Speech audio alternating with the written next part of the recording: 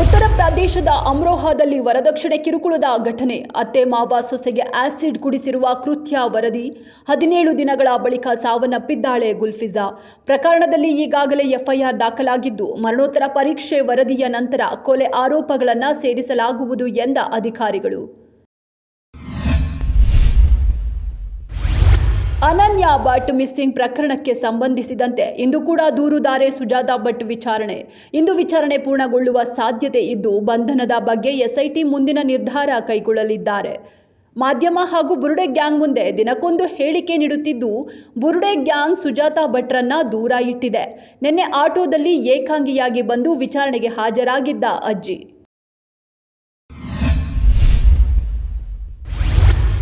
ಮೊದಲು ಚಿನ್ನಯ್ಯ ನಾನು ಧರ್ಮಸ್ಥಳದಿಂದಲೇ ಬುರುಡೆ ತೆಗೆದುಕೊಂಡು ಬಂದಿದ್ದು ಅಂತ ಹೇಳಿಕೆ ನೀಡಿದ್ದ.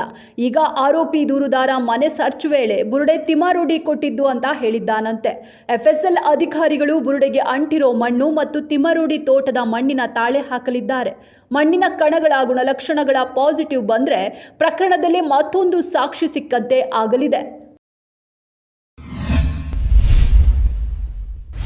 ಆನ್ಲೈನ್ ಆಫ್ಲೈನ್ ಬೆಟ್ಟಿಂಗ್ ಪ್ರಕರಣದಲ್ಲಿ ಬಂಧಿತರಾಗಿರುವ ಚಿತ್ರದುರ್ಗ ಶಾಸಕ ಕೆಸಿ ವೀರೇಂದ್ರ ಇಡಿ ಅಧಿಕಾರಿಗಳು ವಿಚಾರಣೆ ನೆಪದಲ್ಲಿ ಕಿರುಕುಳ ನೀಡುತ್ತಿದ್ದು, ಕುಡಿಯಲು ಅಶುದ್ಧ ನೀರನ್ನ ನೀಡಿದ್ದಾರೆ, ಪ್ಲಾಸ್ಟಿಕ್ ಕಂಟೈನರ್ನಲ್ಲಿ ಊಟ ಒದಗಿಸಿದ್ದಾರೆ, ನಾನು ಸತ್ತರೆ ಅದಕ್ಕೆ ಇಡಿ ಅಧಿಕಾರಿಗಳೇ ಹೊಣೆ ಎಂದಿದ್ದಾರೆ. ಇಡಿ ಅಧಿಕಾರಿಗಳನ್ನ ತರಾಟೆಗೆ ತೆಗೆದುಕೊಂಡ ನ್ಯಾಯಾಧೀಶರು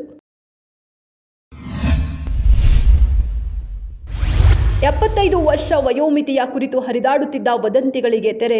75 ವರ್ಷವಾದಾಗ ನಾನು ನಿವೃತ್ತಿಯಾಗುತ್ತೇನೆ ಅಥವಾ ಬೇರೆಯವರು ನಿವೃತ್ತಿಯಾಗಬೇಕು ಎಂದು ನಾನು ಎಂದಿಗೂ ಹೇಳಿಲ್ಲ.